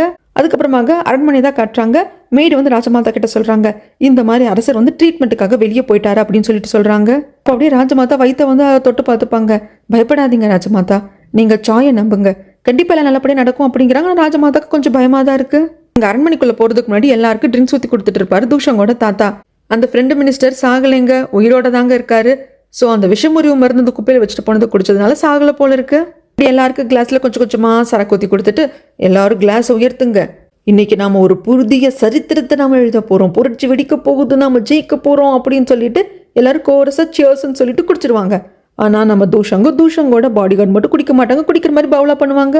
மொத்தமா குடிச்சதுக்கு அப்புறமாக அங்க சில பேர் அட்டாக் பண்ண வருவாங்க. யாரு என்ன அப்படின்னு பாக்குறப்ப அங்க நம்ம கிரவுன் பிரின்ஸ் இப்போதைய அரசர் வந்து நிக்கிறாரு. எல்லாரும் அவனை அட்டாக் பண்ணுங்க அப்படிங்கிறப்ப எல்லாரும் வயிறு பிடிச்சிக்கிறாங்க. விஷம் மாதிரி தெரியலங்க, ஆனா அந்த ட்ரிங்க்ஸை குடிச்ச எல்லாருக்கும் கடுமையான வயிறு வலி வருது. அதனால யாராலையும் ஒன்றும் பண்ண முடியல. தூஷங்கோட பாடிகார்டுக்கு மட்டும் ஒன்றும் ஆகல. தூஷங் தனியா வந்திருப்பாரு இல்லைங்களா, அந்த சமயத்துல பின்னாடியே வந்து ஃப்ரெண்டு மினிஸ்டர் வந்திருப்பாரு. நீ எங்க போறியா, நானும் வரேன்ப்பா, ஒரே மைண்ட் டிஸ்டர்பா இருக்குன்னு சொல்லியிருப்பாங்க. இவர் பாட்டுக்கு தனியா உட்காந்து ட்ரிங்க்ஸ் பண்ணிட்டு இருந்திருப்பாரு. ஆக்சுவலா இவர் வந்ததே இவங்க எல்லாரும் குடிக்க போற ட்ரிங்க்ஸ்ல அந்த வயிற்று வலி வர்றதுக்கான மாத்திரையை மருந்த கலக்கிறதுக்கு தான். ஆனா கூடவே ஃப்ரெண்டு மினிஸ்டர் வந்ததுனால பண்ண முடியல, அதனால தான் பாடிகார்டு கிட்ட சொல்லி தான் பண்ண சொல்லியிருப்பாங்க. எல்லாரும் குடிச்சிட்டாங்க. ஃப்ரெண்டு மினிஸ்டருக்கெல்லாம் எத்தனை வாடிட்டானா செத்து பொழைப்பா அப்படிங்கிற மாதிரி தான் இருக்கும். தூஷங்கோட தாத்தாக்கு புரிஞ்சு போச்சு, ஏன்டா தூஷங்க இப்படி பண்ண, இதெல்லாம் நம்ம குடும்பத்துக்காக தானடா பண்ண அப்படிங்கிறப்போ என்ன பேசிட்டு இருக்கீங்க, நீங்க தயவு செய்து நம்ம குடும்பம்னு சொல்லிடாதீங்க, உங்க குடும்ப வழியில நானும் வந்தேன் அப்படிங்கிறப்போ எனக்கு ரத்தமெல்லாம் கொதிக்குது, செத்துலாம் போல இருக்கு, அவ்வளவு அவமானமா இருக்கு அப்படிங்கிறாங்க. இதை பாரு, ஒழுங்கா நான் சொல்ற மாதிரி பண்ணு, இல்லைன்னா இந்த மைனா பொண்ணை கொண்டுடுவேன் அப்படிங்கிற சமயத்துல மைனாவை எப்பவோ காப்பாத்திட்டாங்க. இப்ப அரசர் பக்கத்துல தான் மைனா நிக்கிறா. போச்சா, இந்த வகையிலயும் பிளாக்மெயில் பண்ண முடியாம போயிடுச்சு. அதுக்கப்புறம் எல்லாரையும் அரெஸ்ட் பண்ணுங்க அப்படின்னு சொல்லிட்டு அரசர் சொல்லிட்டு இருப்பாரு. அந்த சமயத்துல பாடிகார்டு சொல்லுவாங்க, இங்க நல்லா தேடி பார்த்துட்டேன், சாய் இங்க இல்ல அப்படிங்கிறப்போ அப்ப கண்டிப்பா சாய் அரண்மனைக்கு போயிருக்கிற வாய்ப்பு இருக்கு, நான் இங்கிருந்து கிளம்புறேன், தூஷங் இங்க இருக்கிற எல்லா பொறுப்பையும் நான் உங்ககிட்ட விட்டு போறேன், நீ பாத்துக்கோ, ராயல் கார்டு இங்க விட்டு போறேன் அப்படின்னு சொல்லிட்டு இவர் கிளம்புவாரு. இந்த பக்கம் ராஜமாதாவோட சேம்பர் அட்டாக் பண்றதுக்கு ஆட்கள் எல்லாம் வந்துட, அங்கேயும் சில ஆட்கள் இருப்பாங்க இல்லைங்களா, ராஜமாதா வந்து பாதுகாப்பா பாத்துக்கிறதுக்கு அந்த காட்ஸ் எல்லாம் ஃபைட் பண்றாங்க. ராஜமாதாவை கூப்பிட்டு மெய்டு வந்துகிட்டே இருப்பாங்க. அப்ப மெய்டையும் அப்படியே அடிச்சிருவாங்க. அதுக்கப்புறம் ராஜமாதாவை கொள்ளலான்னு வால் வீசுறப்ப கரெக்டா சாய் வந்துருவாரு. மெய்டு கீழே விழுந்தவங்கள இந்த மாதிரி ரயானை கூப்பிட்டு நீ சீக்கிரமா இங்கிருந்து போ அப்படின்னு சொல்லிட்டு இவர் ஃபைட் பண்ண ஆரம்பிப்பாரு. அங்க நிறைய பேர் இருக்காங்க, ஈவன் சாயோட பாடிகார்டு கூட இருக்காங்க, சேர்ந்து நின்று ஃபைட் பண்றாங்க. ஆனா முடியறது இல்ல. இவங்க பாட்டுக்கு ஃபைட் பண்ணிட்டே இருந்தா யாராவது ஒரு ஆள் வந்து ராஜமாதாவை அட்டாக் பண்ணதான் ட்ரை பண்றாங்க. அப்படி ஒரு ஆள் வர்றப்போ குறுக்கால கரெக்டா மறுபடியும் சாய் வந்துருவாரு. சாயோட முதுகுல அப்படியே அந்த வால் சீவ மறுபடியும் சாய் போய் ஃபைட் பண்ணுவாங்க. இன்னொரு வாட்டி ராஜமாதாவை கத்தியால குத்த வரப்போ அதையும் சாய் தான் வாங்கிப்பாரு. ராஜமாதால நொந்தே போயிட்டாங்க. சாய் இருந்துட்டு ப்ளீஸ் நான் ஏதாவது பண்ணிக்கிறேன், இங்கிருந்து போறாயான்னு அப்படிங்கிறப்போ இல்லை, வந்தா நம்ம எல்லாம் சேர்ந்து போய் வாழலாம், இல்லை நீங்க சாகுறேன்னா உங்க கூட சேர்ந்து நானும் சாகிறதுக்கு தயார் அப்படிங்கிறப்போ இதை பாரு, என் வாழ்நாள் முழுவதும் உன்னை எப்படியாவது காப்பாற்றணுங்கிறதுக்காகவே போராடிட்டேன், இப்ப கடைசி தருவாயில உன்னை காப்பாற்ற முடியாம சாகிற நிலைமைக்கு என்ன கொண்டு வந்து விட்டுறாத, உன் வயிற்றுல நம்ம குழந்தை இருக்கு அதுக்காக யோசி அப்படிங்கிறப்போ அப்பா இல்லாத குழந்தைக்கு எனக்கு உயிர் கொடுக்க சொல்றியா, என்ன நான் பண்ணட்டும், நான் போக மாட்டேன் அப்படின்னு சொல்லிட்டு அழுதுட்டே இருப்பாங்க. அப்ப அரசர் வந்து பேலஸ்குள்ள வரார் அப்படிங்கிற நியூஸ் கிடைச்சதும் இப்படி அட்டாக் பண்ண வந்தவங்க எல்லாம் அங்கிருந்து தெரிச்சு ஓடிடுவாங்க. அரசர் வந்துட்டாரு அப்படியே நம்ம சாய் திரும்பி பார்த்து அப்படியே முடியாம அந்த வாளை எடுத்துட்டு வந்து அப்படியே நீட்டுவாங்க. அப்ப பாடிகார்டு ஒரே தட்டு தட்டி விட்டுருவாங்க நம்ம அரசரோட பாடிகார்டு. அதுக்கப்புறம் தட்டு தடுமாறி விழுந்து அரசரோட காலை பிடிச்சி எழுந்து, இதை பாரு தயவு செய்து ரயானை எதுவும் பண்ணிடாத, ராஜமாதாவோட உயிரை வந்து நான் உங்ககிட்ட பிச்சையா கேட்குறேன், இது எல்லாமே நான் பண்ண தப்பு தான், ரயான் மேலே எந்த ஒரு தப்பும் இல்லை, ரயான் பண்ண ஒரே ஒரு தப்பு என்ன காதலிச்சது தான், நான் அவளை காப்பாற்றுவேன், அவள் மனசுக்கு பிடிச்ச என் கூட தான் அவள் வாழ்க்கை அமையும்னு அவள் நம்பினான். அந்த வயசான அரசன் என்கிட்ட இருந்து அவளை பிரித்து கூப்பிட்டு போனப்போ எதிர்த்து போராட முடியாத கையாலாகாதவனா நின்ன என்னை காதலிச்சதை தவிர்த்து ரயான் வேற எந்த ஒரு தப்பும் பண்ணலை, அதனால தயவு செய்து கெஞ்சி கேட்டுக்கிறேன், ரயானை எதுவும் பண்ணிடாத அப்படின்னு சொல்லிட்டு அப்படியே சாயோட உயிர் போயிடும். அவ்வளோதான். நம்ம ராஜமாதாவால் அதை ஏற்றுக்கவே முடியல. சாய் அப்படியே தோல் மேலே சாய்ச்சிட்டு கதறி கதறி அழுவாங்க. இதெல்லாம் பார்க்குறப்ப நம்ம அரசருக்கு அப்படியே ஒரு மாதிரி ரொம்ப கஷ்டமாக இருக்கும். திரும்பி அவரோட காட்ஸ் எல்லாத்தையும் பார்த்து, இங்கே பேலஸ்குள்ளே நான் இல்லாதப்போ கிளர்ச்சியாளர்கள் வந்து எல்லாரையும் கொண்டுட்டாங்க, அதில் ராஜமாதாவும் இறந்துட்டாங்க, புரிஞ்சுதா அப்படின்னு சொல்கிறாங்க. அடுத்த நாள் இந்த தூஷங்கோட தாத்தா ஃப்ரெண்டு மினிஸ்டர் யாரெல்லாம் துரோகம் பண்ணாங்களோ அவங்களெல்லாம் இந்த கோட்டை சுவருக்கு முன்னாடி உட்கார வச்சு தலையை வெட்டி அவங்க தலையை கோட்டை வாசல்ல தொங்க விட்டுடுறாங்க. அதுக்கப்புறமாகவும் மினிஸ்டர்ஸ் எல்லாம் இருந்துட்டு இதெல்லாம் பார்த்தாது, ராணி தூஷன் இவங்க 2 பேருக்கு கூட நீங்க பாய்சன் கொடுக்கணும். ஏன்னா அந்த தூஷங்கோட தாத்தா பண்ண விஷயமெல்லாம் உங்களுக்கு தெரிஞ்சிருந்து அவங்க அமைதியா தான் இருந்தாங்க. நீங்க அவங்களுக்கு ஏதாவது தண்டனை கொடுக்கணும் அப்படிங்கிறப்போ சம கோவம் வந்துருது அரசருக்கு. எல்லாரும் அமைதியா இருங்க அப்படின்னு சொல்லிட்டு என்னோட அந்த கோடாரி எடுத்துட்டு வாங்க அப்படிங்கிறாங்க. இது அரசரோட கோடாரிங்க. அது அவர் அப்படியே பலமா ஒரு இடத்துல வெட்டுற மாதிரி வச்சுட்டு இதுக்கப்புறமாக யாருக்காவது இந்த தண்டனை கொடுக்கணும் அந்த தண்டனை கொடுக்கணும் அப்படின்னு நீங்க சொல்றதுக்கு முன்னாடி உங்களை பத்தி யோசிச்சு பாருங்க, உங்களையும் அந்த வரிசையில் நிக்க வச்சு பாருங்க அப்படிங்கிறப்போ ஒரு மினிஸ்டர் கேட்குறாங்க, அரசரே ஒரு பயத்தை எல்லாருக்கும் கொடுத்து ஏன் ஆட்சி நடத்துறீங்க? கருணையோட பொறுமையா நீங்க ஆட்சி நடத்தினா இல்லையா அப்படிங்கிற சமயத்துல நல்லா இருக்கே. அரசனா இருக்கிற என்கிட்ட கருணை எதிர்பார்க்குறீங்க, நான் பொறுமையா இருக்கணும், உங்க மேல கோவப்படக்கூடாதுன்னு எதிர்பார்க்குறீங்க. நீங்க அப்படி இருக்கீங்களா? நீங்க மத்தவங்க கிட்ட அப்படி இருக்கீங்களா? அதை ஃபர்ஸ்ட் யோசிங்க அப்படிங்கிறப்போ மினிஸ்டர்ஸே வந்துட்டு எல்லாம் பாதி டிவைட் ஆயிடுறாங்க. என்ன இந்த அரசு ரொம்ப ஓவரா பண்றான், அவன் கொடுக்கறதா ஆர்டர், அதை நம்ம ஒபே பண்ணணும், எதிர்த்து கேள்வி கேட்கக்கூடாதுன்னு நினைக்கிறேன். இது ரொம்ப ஓவரா இருக்கு. சாய் இறந்தாச்சு, ராஜமாதாவும் இறந்தாச்சு. அது மட்டும் இல்லாமல் இதுக்கு முன்னாடி காரணம் பார்த்து தூஷங்கோட தாத்தாவெல்லாம் தலை வெட்டியாச்சு. அப்போ சாயோட பொண்ணுக்கும் தண்டனை கிடைக்கணும் இல்லையா? அவளுக்கான தண்டனை கிடைக்கணும். குயின் அதுக்கப்புறம் தூஷங் அவங்களுக்கும் தண்டனை கிடைக்கணும். இங்கே இப்படி இருக்காங்க. உனக்கு ஒன்று தெரியுமா, சாயோட பொண்ணை தான் அரசர் லவ் பண்றாரு, அந்த பொண்ணு தான் அரசரோட வீக்னஸ் அப்படின்னு சொல்லிட்டு எல்லாரும் கூடி கூடி பேச ஆரம்பிச்சிடுறாங்க. இந்த பக்கம் நம்ம மைனாவை தான் காட்டுறாங்க. சொசுருல வேலை செய்ய ஆரம்பிக்கிறாங்க. அங்க இருக்கிற சில ஆண்கள் வந்து சொசுருக்கு வர்றவங்க மைனாவையும் கொஞ்சம் தப்பா தான் பாக்குறாங்க. மைனா பலார்னு ஒரு அடி கொடுக்க இந்த ஆளும் அடிக்க வர்றப்போ அங்க ஒருத்தர் வர்றாரு. அவருக்கு வந்து தெரியுது மைனா யாரு என்ன அப்படிங்கறதெல்லாம். பேசாம வாட அப்படின்னு அங்க இருந்து கூப்பிட்டு போயிடுறாங்க. ஆனா மைனாவோட மேடுக்கு அரசர் நம்ம மேடம் மைனாவும் மறந்தே போயிட்டாரு, கண்டுக்கிறதே இல்லை அப்படிங்கிற மாதிரி யோசிக்கிறாங்க.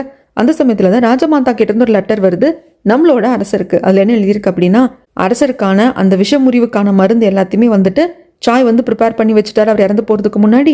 அது எங்க இருக்கு அப்படிங்கிறது கூட எனக்கு தெரியும், நான் இப்ப அதை கொடுத்து விட்டுருக்கேன். இது அரசருக்கு கொடுத்தா அரசர் சீக்கிரமா இன்னும் நல்லா தெம்பா வந்துருவாரு. ஏன்னா இது வரைக்கும் அந்த மருந்தோட குறிப்புகள்லாம் பார்த்து தானே மைனாவா வந்து மெடிசன்ஸ் கொடுத்துட்டு இருந்தாங்க.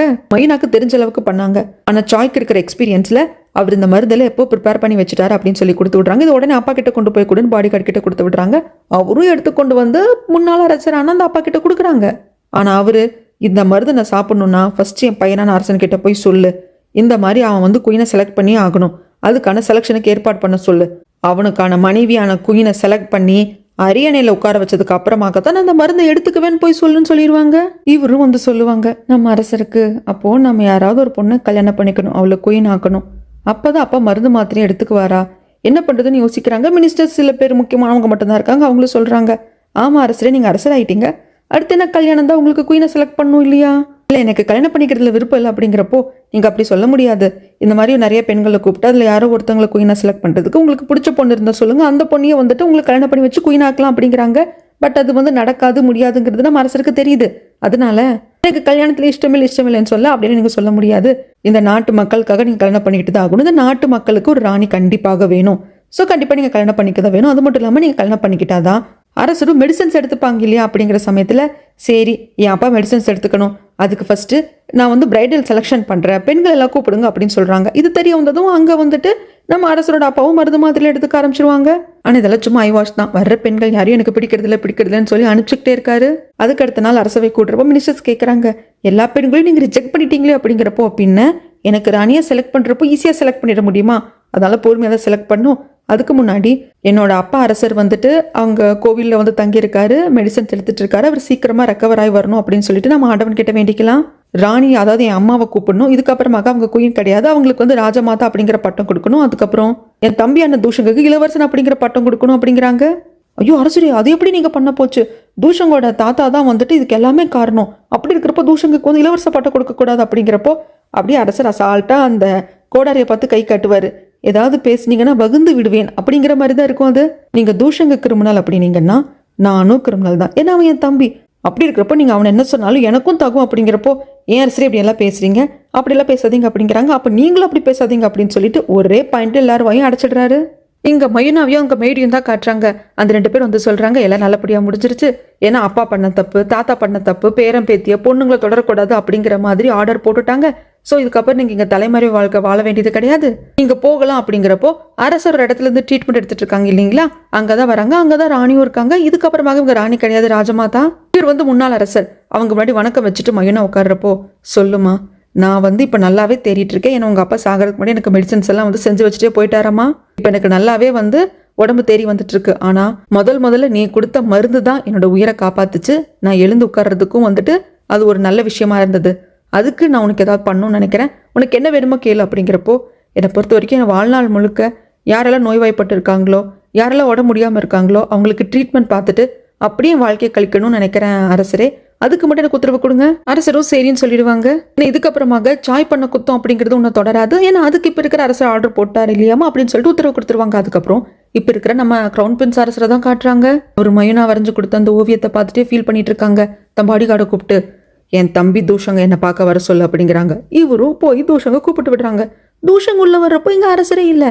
அரசரே அரசரே அப்படின்னு தேடினா அங்கே வந்து அரசருக்கான மணிமுடி இருக்கு, பக்கத்தில் ராயல் சீலெல்லாம் இருக்கு, அங்கே ஒரு லெட்டரும் இருக்கு. தூஷன், இதுக்கப்புறம் நீ தான் இந்த நாட்டோட அரசன், எல்லாத்தையும் நல்லபடியாக பார்த்துக்கோ, மக்களை இந்த நாட்டில் நீ தான் பொறுப்பாக பார்த்துக்கணும்.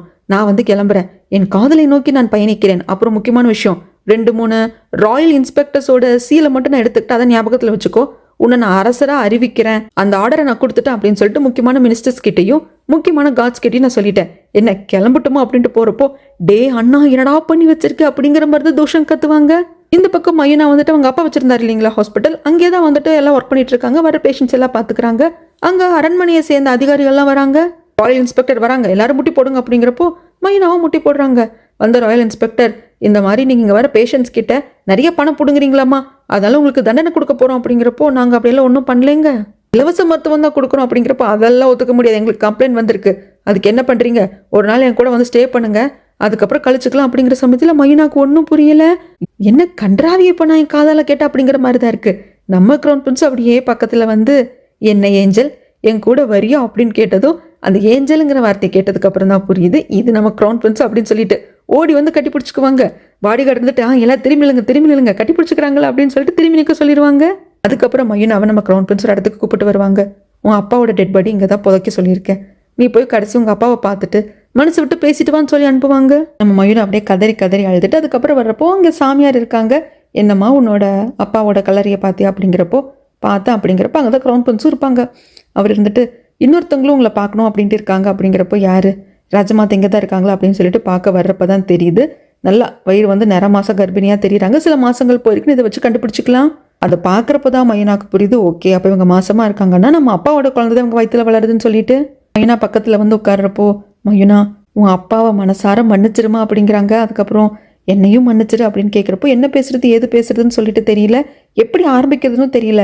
நீங்கள் நல்லா இருக்கீங்களா, உங்கள் முகமெல்லாம் வெளுத்த மாதிரி இருக்குது, இருங்க நான் உங்களோட பல்ஸ் செக் பண்ணுறேன் அப்படின்னு சொல்லிட்டு மையனா பல்ஸ் எல்லாம் செக் பண்ணுவா. உன்னால் முடிஞ்ச என்ன மன்னிச்சிருமா அப்படிங்கிறப்போ, தெரியல மன்னிக்க முடியுமா அப்படின்னு சொல்லிட்டு, ஒருவேளை ஃப்யூச்சரில் என்னால் உங்களை மன்னிக்க முடியும்.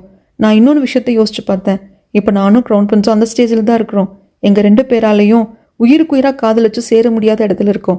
ஸோ என் அப்பாவும் நீங்களும் அப்படி தானே ஒரு காலத்தில் இருந்திருப்பீங்க, அதுக்காக நீங்கள் பண்ண எல்லாத்தையும் சரின்னு என்னால் சொல்லிட முடியாது.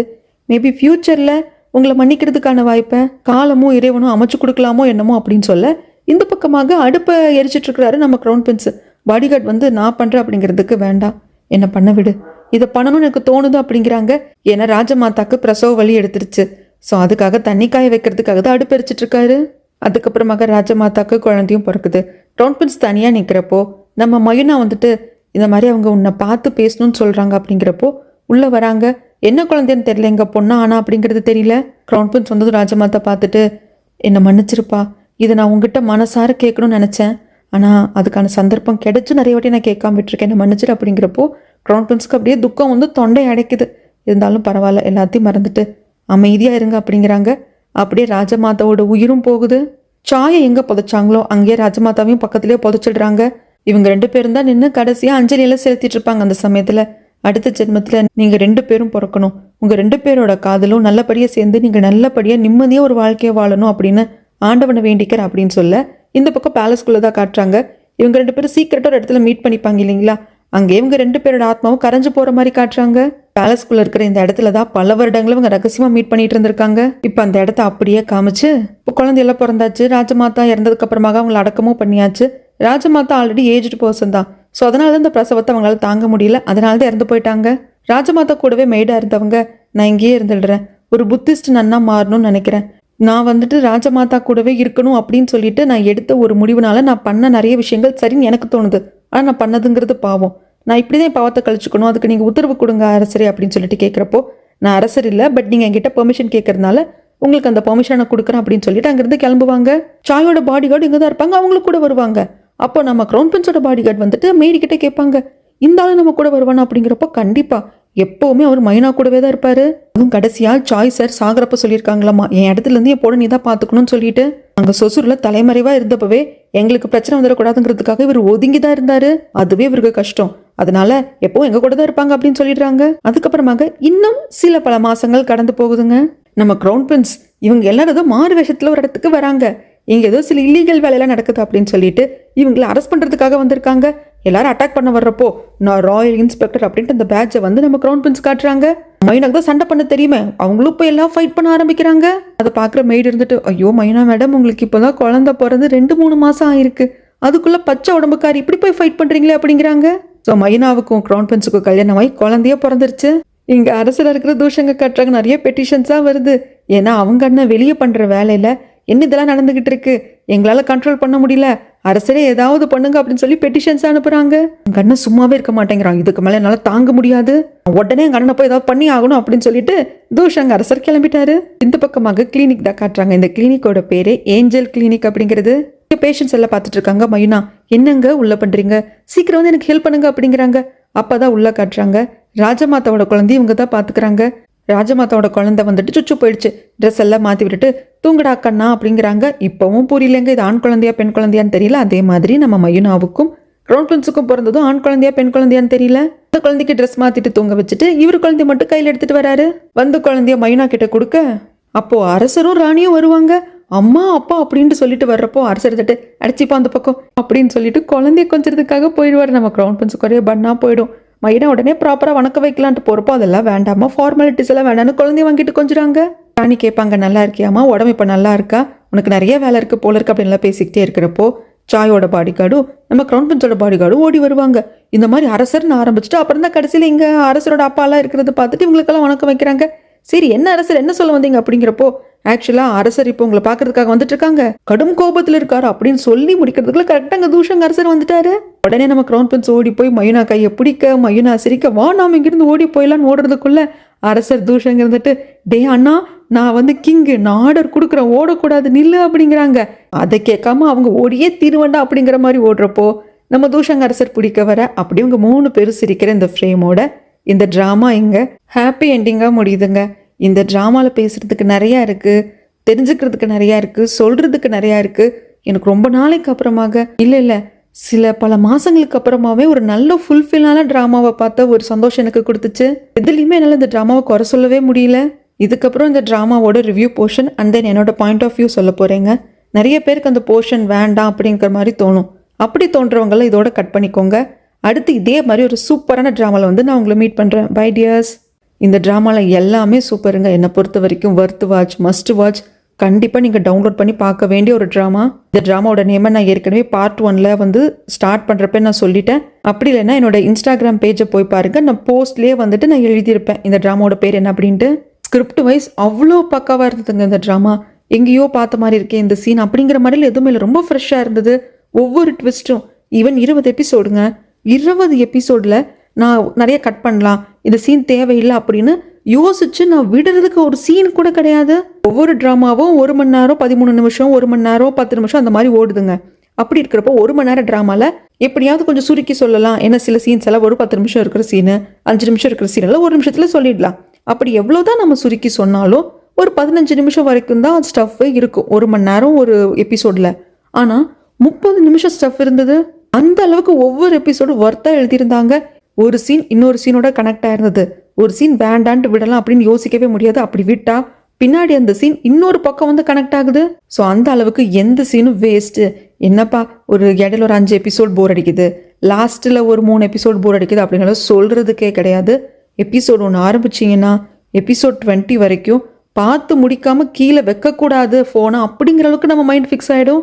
நான் 2 நாளில் நான் அந்த மொத்த எபிசோடு பார்த்து முடிச்சேங்க. இப்போ நான் ஊரில் இருந்தப்போ பார்த்து முடிச்சுட்டு அப்போயே வாய்ஸ் ஓவரும் கொடுத்துட்டேன்.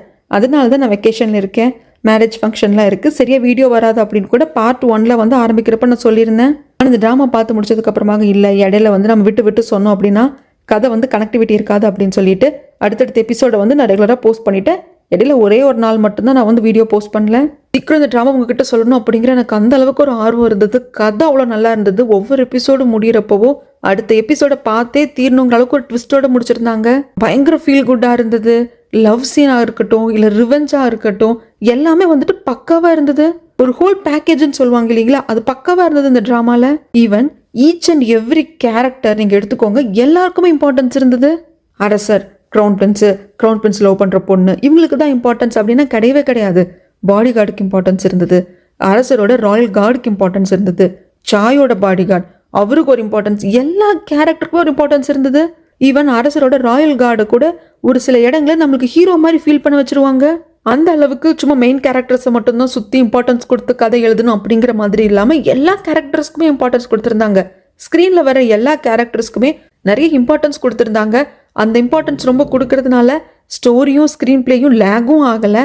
அட் த சேம் டைம் எல்லா கேரக்டருமே வந்துட்டு இம்பார்ட்டன்ஸாக இருக்கிறப்போ அந்த கதையே வந்து ரொம்ப சூப்பராக இருந்தது. ஒரு நாவல் படிக்கிற மாதிரி இருந்து. ஏன்னா அரசர் அவர் என்ன வேணா பண்ணுவார், அவருக்கு யார் ஹெல்ப்பு தேவையில்லை அப்படிங்கிற மாதிரி கிடையாது. அரசர் கூட இருக்கிறவங்களும் அரசருக்கு உறுதுணையாக இருக்கணும்.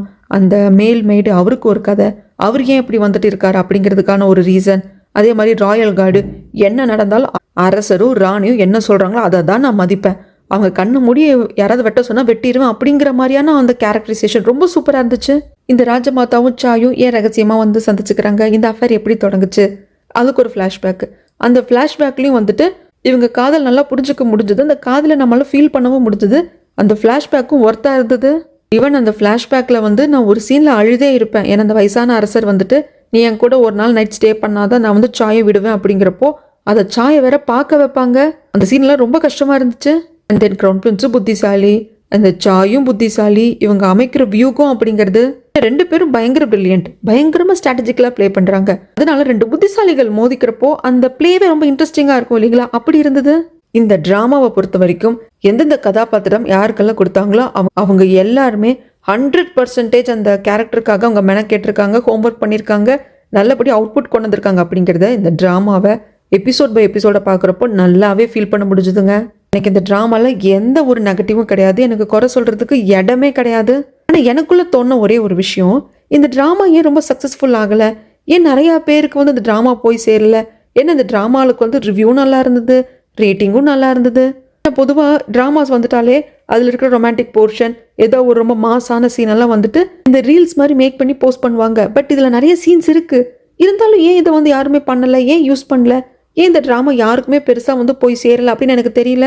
அதுக்கு என்ன காரணம் அப்படிங்கிறது எனக்கு புரியல. ஏன்னா ஸ்டோரி நல்லா இருக்குது, ஸ்க்ரீன் பிளே நல்லா இருக்குது, எதுலேயுமே குறை சொல்ல முடியாது. எபிசோடு 20 எபிசோட்னா 20 எபிசோடு வரைக்கும் நம்மளை உட்காந்து பார்க்க வைக்கிற அளவுக்கு அந்த ஸ்டஃப் இருக்குது அந்த கதையில்.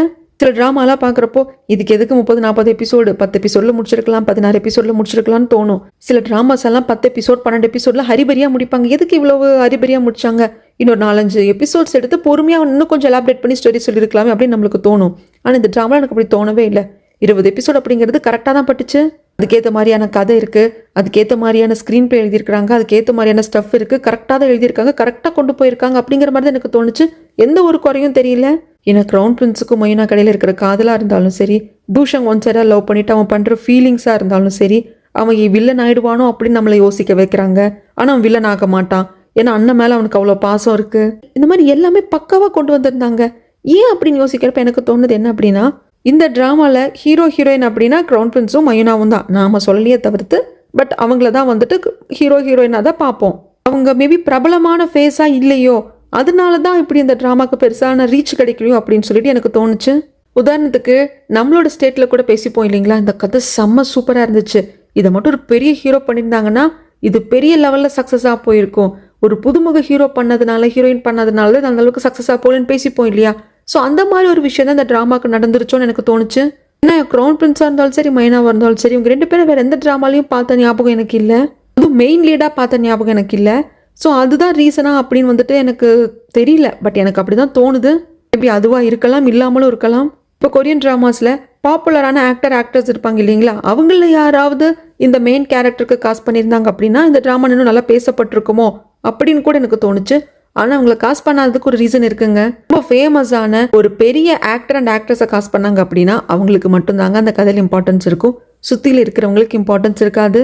அப்படி இம்பார்ட்டன்ஸ் கொடுக்கறதுக்கும் அவங்க விட மாட்டாங்க, அப்படி கதையும் எழுத மாட்டாங்க. ஏன்னா ஆடியன்ஸும் அதை ஏற்றுக்க மாட்டாங்க. நம்மளுக்கு பிடிச்ச ஹீரோ 100 பேர் அடிச்சாதான் நாம ஒத்துப்போம். ஹீரோவோட ஃப்ரெண்டு 10 பேர் அடிச்சா கூட நாம ஒத்துக்க மாட்டோம். ஏன்னா அந்த ஹீரோ ஹீரோயின் அப்படிங்கிறவங்க கூட நம்ம வந்து எமோஷனலாக ஒரு மாதிரி கனெக்ட் ஆகிடுவோம். அதனால நம்மளுக்கு அவங்க கிட்ட மட்டும்தான் அது ஒர்க் அவுட் ஆகும். ஸோ எனக்கு அப்படி தாங்க தோணுச்சு. இந்த கேரக்டருக்கு இவங்க இப்படி நடிக்கணும், இவங்க எல்லாருக்கும் இம்பார்ட்டன்ஸ் இருக்கணும் அப்படின்னு சொல்லிட்டு டேரக்டர் பக்காவாக வச்சு எழுதிட்டாரு.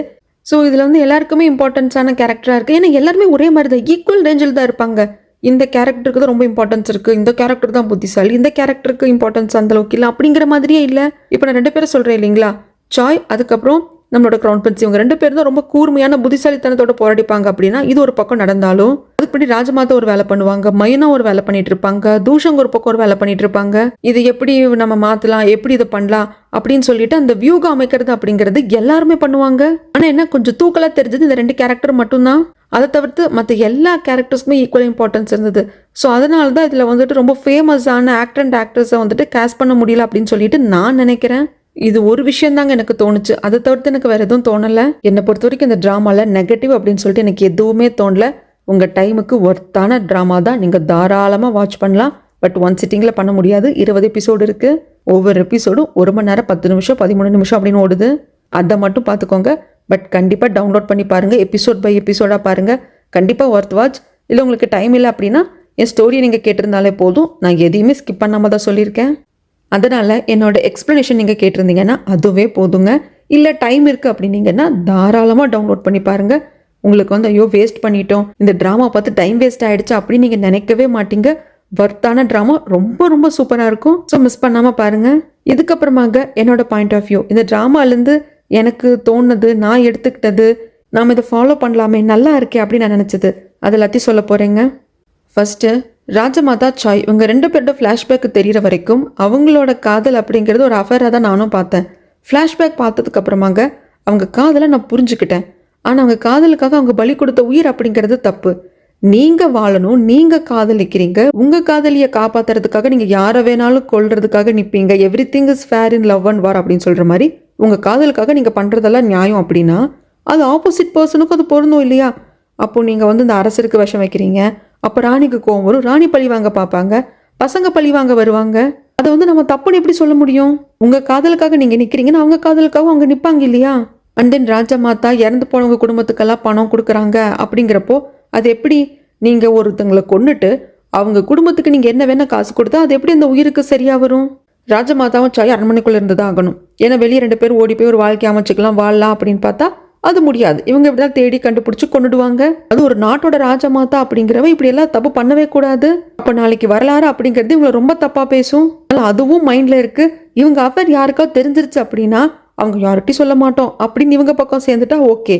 இல்லை நாங்கள் சொல்லுவோம், நீங்கள் பண்ணுறது தப்பு அப்படின்னாங்கன்னா அவங்கள கொண்டுடுறாங்க.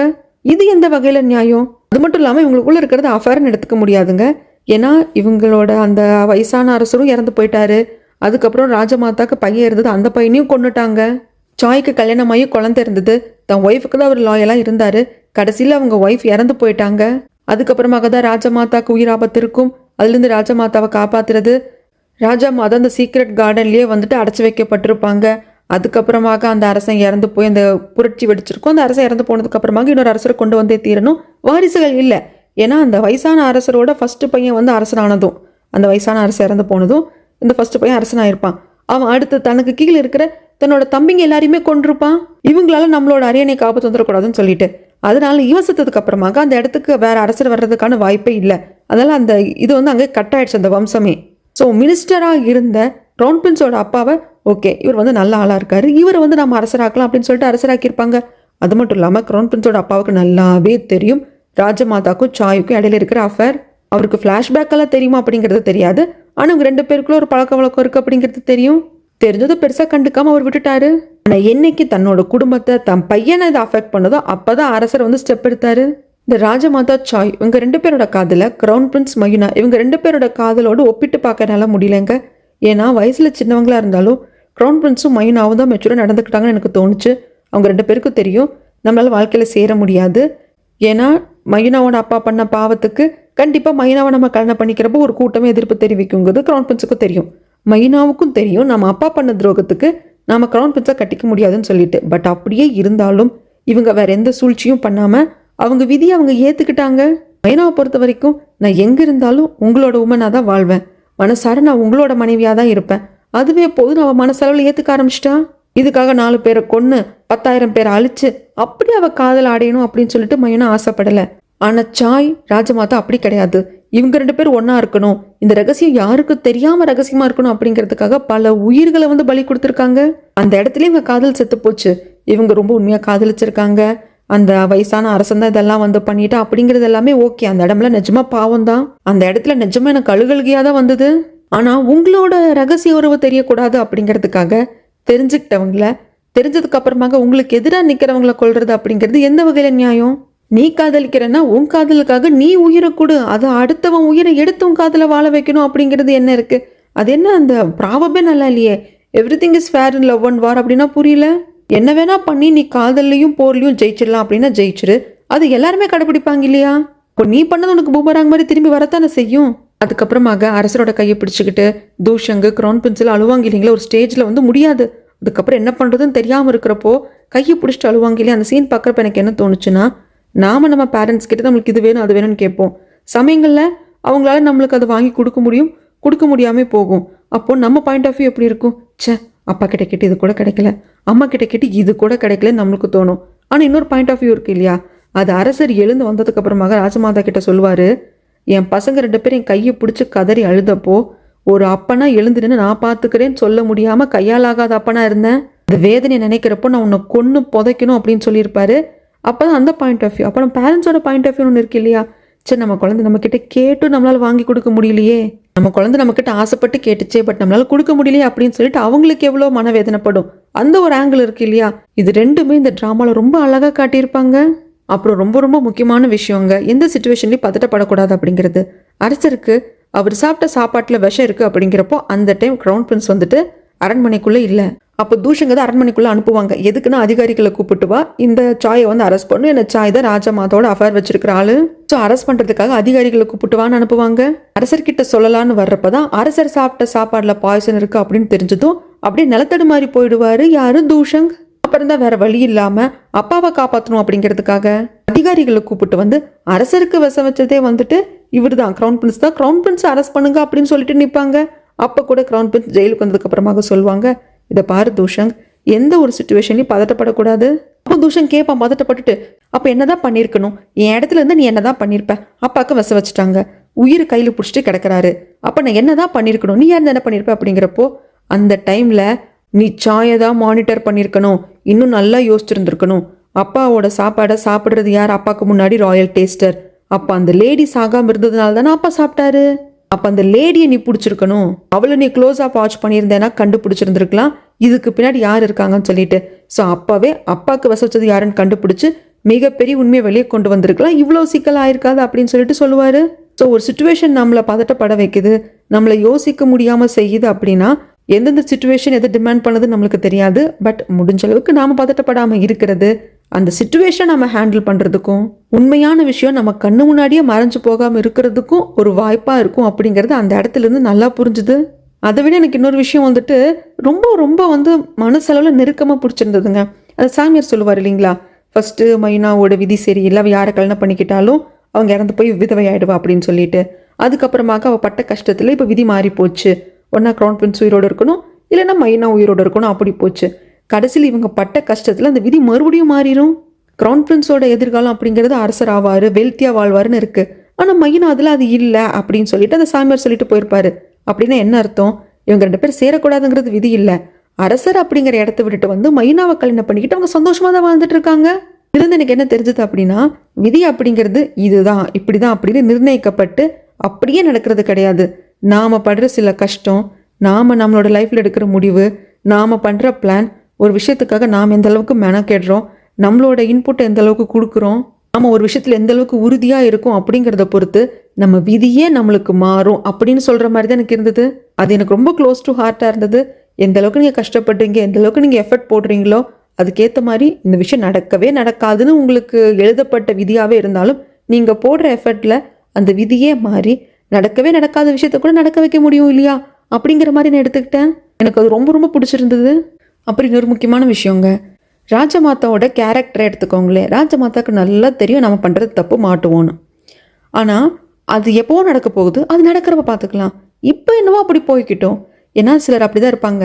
தப்பு அப்படிங்கிறது தெரியாமல் பண்ணுறவங்க ஒரு கேட்டகரி, இது தப்பு, இது பண்ணுறது மிகப்பெரிய தப்பு அப்படின்னு தெரிஞ்சே பண்ணுறவங்க ஒரு கேட்டகரி. அது நாளைக்கு பார்த்துக்கலாம், இன்னைக்கு இது தப்பு பண்ணுறதன் மூலியமாக நான் நல்லா இருப்பேனா, ஓகே, நாளைக்கு இதுக்கான தண்ணி அனுபவிச்சுக்கலாம் அப்படிங்கிற கேட்டகரி தான் இது ராஜமாதாவோட கேரக்டரே. அடுத்தது, நான் பண்ணுறதெல்லாம் தப்பே கிடையாது, நான் வாழ்கிறதுக்காக பண்ணுறது எல்லாமே சரி அப்படின்னு நினைக்கிற கேரக்டர் தான் சாயோட கேரக்டர். இதில் ராஜமாதாவோட கேரக்டருக்கு நல்லாவே தெரியும் பண்ணுறதுல பயங்கரமான பாவம், நம்மளால் பல உயிர்கள் போகுது, ஏன்னா அவங்க அதில் சிக்காவாங்க, அவங்க மனசு வேதனைப்படும், இதெல்லாம் நடக்குது. அந்த அம்மாவுக்கு நல்லா தெரியுது தப்பு அப்படின்னு. என்றைக்கோ ஒரு நாள் நம்ம கண்டிப்பாக இதுக்கான தண்டனை அனுபவிப்போம் அப்படிங்கிறது நல்லா தெரியுது. பட் ஸ்டில் தப்புன்னு தெரிஞ்சும் தப்பு பண்ணுறாங்க. இப்படி தப்புன்னு தெரிஞ்சும் தப்பு பண்ணுறவங்கள ஒன்றும் பண்ண முடியாதுங்க. நாளைக்கு நான் அதுக்கான தண்டனை அனுபவிச்சுக்கிறேன், இன்னைக்கு நான் நல்லா இருக்கேன்னா அதுதான் முக்கியம் அப்படின்னு மைண்டில் நினைக்கிறவங்கள ஒன்றும் பண்ண முடியாது. அவங்கள பேசியும் திருத்த முடியாது, சொல்லியும் புரிய வைக்க முடியாது. உதாரணத்துக்கு, நம்ம சில காமெடி பண்ணுறப்போ நம்மளுக்கு தெரியும் இந்த வார்த்தையை சொன்னால் இவங்க ஹர்ட் ஆவாங்க அப்படின்னு நம்மளுக்கு தெரியும். தெரிஞ்சே நாம் அதை காமெடி அப்படிங்கிற ஒரு போர்வையில் பண்ணுவோம். எல்லாரும் கிடையாது, சில பேர் கண்டிப்பாக பண்ணுவாங்க. அவங்க நினச்சிட்டு இருக்காங்க காமெடிக்கு தானே அப்படி சொல்லிட்டு போயிட்டோம் அப்படின்னு சொல்லிட்டு. ஆனால் இல்லை, நல்லா தெரியும், மனசார தெரிஞ்சு காமெடிங்கிற பேரில் ஹர்ட் பண்ணதுக்கு அப்புறமாங்க வேற வழி இல்லை, அது பின்னாடி திரும்பி வரும், நீங்கள் அனுபவிப்பீங்க அப்படிங்கிறதெல்லாம் உண்மைதான். ஆனால் அப்படி அந்த காமெடியாக பேசி அடுத்தவங்களை ஹர்ட் பண்ணுறதுக்காக யூஸ் பண்ணுற வார்த்தைகள் அப்படிங்கிறது எவ்வளோ க்ரூயல். அதையும் அடுத்தவங்க திருப்பி பண்ணா என்னது இவ இப்படி பேசிட்டாலே அப்படின்னு சொல்லுவாங்க. இது தாங்க ராஜமாதாவோட கேரக்டர். எக்ஸாக்டாக நடந்த விஷயமும். ராஜமாதா அடுத்தவங்களுக்கு பண்ணுறப்போ தப்பு தான், பின்னாடி இந்த பாவத்துக்கான தண்டனை அனுபவிச்சுக்கிறதுக்கு நான் ரெடி அப்படிங்கிறது மைண்டில் இருக்குது. ஆனால் அதே மாதிரி ஆப்போசிட்ல இருக்கிற பர்சன் ராஜமாதா பண்ண மாதிரி அவங்க சார்ந்தவங்களை காப்பாற்றணும் அப்படிங்கிறதுக்காக ஏதோ ஸ்டெப் எடுத்துட்டாங்கன்னா ராஜமாதா கோவம் வந்துடுது. நீ எப்படி என்னோட மேடை அடிக்கலாம் அப்படின்னு சொல்லிட்டு ராணி கிட்ட கூட ஒரு டைம் வந்து சண்டை போட்டிருப்பாங்க இல்லைங்களா, அதுதான் எக்ஸாம்பிள். ஆனால் ராஜமாதாக்கு இது கடைசியில் புரிய வந்தது. எப்போனா ராஜமாதா பண்ணது எல்லாமே அரசர் தெம்பா எழுந்து வந்து நின்று ராஜமாதாவோட சேம்பருக்கு வந்து ராஜமாதா இவங்களுக்கு என்னென்ன பண்ணாங்களோ அது எல்லாத்தையும் அங்கே அப்படி பண்ணிட்டு போவார் இல்லைங்களா, நிறைய ஆட்களை செட் பண்ணி இதுக்கப்புறம் இவங்க தான் உனக்கு வேலை பார்ப்பாங்க அப்படின்னு சொல்லிட்டு போகிறது. இந்த மாதிரி பல விஷயங்கள் இச்சாய்க்காக இத்தனையும் பண்ண அப்படின்னா நான் என் குடும்பத்துக்காக பண்ணுறேன் அப்படின்னு சொல்லிட்டு அரசர் போவார். அங்கே தான் ராஜமாதாவுக்கு புரிஞ்சுது. ஏன்னா அதுக்கப்புறமாக ராஜமாதா வந்து அக்செப்ட் பண்ணிக்கிற மைண்டுக்கு போயிட்டாங்க, நான் பண்ண பாவத்துக்கு அனுபவிக்க போகிறேன் அப்படிங்கிற மைண்டுக்கே போயிடுவாங்க. மேடிக்கிட்ட கூட புலம்புவாங்க. ஸோ அவ்வளோதான், தெரிஞ்சே பண்ணுற தப்புக்கு பிராய்ச்சித்தமும் கிடையாது, மன்னிப்பும் கிடையாது. அதுவும் தப்புன்னு தெரிஞ்சு இதெல்லாம் தப்பே இல்லை, it's just like that comedy அப்படிங்கிற மாதிரி பண்ணுறவங்களுக்கும் இந்த விஷயம் பக்காவாக பொருந்தும். அந்த வயசான அரசன் இவங்களெல்லாம் கண்டபடி டார்ச்சர் பண்ணி ராஜமாதாவை கல்யாணம் பண்ணிட்டு அரண்மனைக்குள்ளே கூட்டிகிட்டு போயிட்டான். சாயி அவரோட லைஃபே கிவ் அப் பண்ணிட்டாரு, சாகிற ஸ்டேஜுக்கு போயிட்டாரு. அப்போ தான் ஒரு பொண்ணு காப்பாற்றுறாங்க. அந்த பொண்ணு சாயை கல்யாணம் பண்ணிக்கிறாங்க. 2 பேர் லைஃப்பில் மூவ் ஆனும் ஆயிட்டாங்க. அவங்களுக்கு குழந்தையும் பிறந்துருச்சு. அந்த பொண்ணோட அப்பா தான் ஒரு டாக்டர். அவங்க மூலியமாக டாக்டர் சம்மந்தப்பட்ட எல்லா படிப்பையும் சாயும் படிக்கிறாரு. இவர் லைஃப் நல்லா தான் போயிட்டு இருக்கு. அந்த சமயத்தில் தான் அரண்மனைக்குள்ள ராஜமாதாக்கு பிரச்சனைகள் ஏற்படுது. அவங்க பையனை விஷம் வச்சு கொல்றாங்க. அதுல ராஜமாதாக்கு எதுவும் ஆயிடக்கூடாதுங்கிறதுக்காக சாய் ஹெல்ப் பண்ண போறாங்க. அதனால சாயோட மனைவி கொல்லப்படுறாங்க. அதாவது இந்த பொண்ணு தான் ராஜமாதா நினைச்சிட்டு தப்பா சாயோட மனைவியை கொன்றுவாங்க. இப்போ இந்த இடத்துல எனக்கு ஒரு கேள்விங்க, இதுக்கு எனக்கு வந்து ஆன்சர் கிடைக்கல. ராஜமாதாவை அந்த வயசான அரசன் வந்துட்டு கல்யாணம் பண்ணிட்டு அரண்மனைக்குள்ள கூட்டிட்டு போயிட்டா. அதுக்கப்புறம் சாயோட வாழ்க்கையில் நடந்தது, அவரும் மூவ் ஆன் ஆகி போயிட்டாரு, எல்லாம் ஸ்மூத்தா போயிட்டு இருக்கு. ஆனா ராஜமாதாக்கு ஒரு பிரச்சனை அப்படிங்கிறப்போ தன்னோட முன்னாள் காதலிக்கு அப்படிங்கிறதுக்காக சாய் போய் ஸ்டாண்ட் பண்றாரு. அதனால சாயோட மனைவி வந்து தெரியாதனமா கொல்லப்படுறாங்க. சாயோட குழந்தை வந்துட்டு அம்மா இல்லாம அனாதை ஆகுது. அதுக்கப்புறமாக ராஜமாதாவை காப்பாற்றணும் அப்படிங்கிறதுக்காக சாய் பல வேலைகளை பண்ண ஆரம்பிக்கிறாரு. இப்போ ராஜமாதா அரண்மனைக்குள்ள நடக்கிறத என்னமோ நடந்துட்டு போகுது அப்படின்னு கண்டுக்காம சாய் விட்டுருந்தார் அப்படின்னா பொண்டாட்டி பிள்ளையோட சேர்ந்து ஒரு வாழ்க்கை, நல்ல வாழ்க்கையை வந்து சாய் வாழ்ந்திருப்பாரு. ஏன்னா ஆல்ரெடி அவர் லைஃப்ல மூவ் ஆன் ஆக ஆரம்பிச்சிட்டாரு. அந்த வாழ்க்கையை அவர் வாழ்ந்திருப்பாரு. ஆனா ராஜமாதாவை கண்டிப்பா கொண்டு இருப்பாங்க. இப்போ இதுல எனக்கு புரியாதது, ராஜமாதாவோட உயிரை காப்பாத்துறதுக்காக சாய் போனது சரியா தப்பா? அப்படி சாய் போகாம இருந்திருந்தாருன்னா சாயோட குடும்பம் இருந்திருக்கும். ஆனா ராஜமாதா இறந்து போயிருப்பாங்க. ராஜமாதாவை காப்பாத்துறதுக்காக போனதுனால ராஜமாதாவை காப்பாற்ற முடிஞ்சுது. ஆனா சாயோட குடும்பம் இல்லை. அதுவும் சாக போன சாயை காப்பாத்தி கல்யாணம் பண்ணிக்கிட்ட அந்த பொண்ணு. இப்ப சாய் உயிரோட இருக்கிறதுக்கு காரணமான அந்த பொண்ணே உயிரோட இல்லை. இதுல எனக்கு வந்து என்ன ஆன்சர் சொல்றதுன்னு தெரியலங்க. இது கிட்டத்தட்ட இந்த விடை தெரியாத கேள்வி அப்படிமாங்களே, அப்படிதான் எனக்கு இருந்தது. ஏன்னா லைஃப்ல எல்லாருக்கும் ஒரு ஸ்டேஜ் வரும், ஏதோ ஒன்று கிவ் அப் பண்ணி தான் ஆகணும், ஒன்று கிவ் அப் பண்ணாதான் ஒன்று நம்மளுக்கு கிடைக்கும் அப்படிங்கிற மாதிரி இருக்கும். ஆனால் எதை கிவ் அப் பண்ணுறது நம்மளுக்கு தெரியாது. ரெண்டும் முக்கியமாக இருக்கும். அந்த ரெண்டுல எது கம்மியான முக்கியம் அப்படின்னு நம்மளுக்கு முடிவெடுக்க தெரியாது. இந்த ரெண்டுமே வேணும்னு தான் நம்ம மனசு நினைக்கும். அப்படி ஓகே, இந்த ரெண்டுல இதுதான் முக்கியம், இப்போதைக்கு இந்த விஷயம் தான் முக்கியம், இந்த விஷயத்த பார்க்கலாம் அப்படின்னு சொல்லிட்டு இன்னொரு விஷயத்த கொஞ்சம் டைம் ஒத்தி வைப்போம். கடைசியில் பார்த்தா எந்த விஷயத்துக்கு நாம் டைம் ஒதுக்கி வச்சோமோ அந்த விஷயம் வந்து ரொம்ப வீக்காக போயிட்டுருக்கும். நம்ம கையை மீறியும் கையை விட்டு போகிற மாதிரி இருக்கும். ஐயோ, இதுக்கு இந்த விஷயத்துக்கு இம்பார்ட்டன்ஸ் கொடுக்காம இந்த விஷயத்துக்கு கொடுத்துருக்கலாமே அப்படின்னு சொல்லிட்டு தோணும். பட் ஃப்யூச்சர் அப்படிங்கிறது நம்மக்கிட்ட இல்லை. நாம் எடுக்கிற முடிவு அப்படிங்கிறது ஃப்யூச்சரை எப்படி வேணாலும் மாற்றும். பட் அது எப்படி மாற்றும் அப்படிங்கிறது நம்மளுக்கு தெரியாது. ஒருவேளை இதுதான் வாழ்க்கையோட சுவாரஸ்யமோ? ஹிஸ்டாரிக்கல் ட்ராமாவில் எவ்வளவோ அரசியலை பார்த்துருப்போம். இந்த அரசியல் அப்படிங்கிறது காதலுக்கான அரசியல். இது ரொம்ப டிஃப்ரெண்ட்டாக இருந்தது, ரொம்ப நல்லா இருந்தது. நான் ரொம்ப என்ஜாய் பண்ணி பார்த்தேன். எனக்கு தோணுன விஷயங்கள் எல்லாத்தையும் சொல்லிட்டேங்க. இதை தாண்டி இந்த ட்ராமாவை பார்க்குறப்போ உங்களுக்கு என்ன தோணுச்சு? நீங்கள் எனக்கு தோணாத ஏதோ ஒன்று உங்களுக்கு கண்டிப்பாக தோணியிருக்கும் இல்லையா? இந்த ஆங்கிள் இருந்து இதை எடுத்துக்கலாம் அப்படின்னு சொல்லிட்டு உங்களுக்கு தோணுது எல்லாத்தையும் கமெண்ட் பண்ணுங்கள். அடுத்து இதே மாதிரி ஒரு சூப்பரான ட்ராமாவில் வந்து நான் உங்களை மீட் பண்ணுறேன். Bye tears.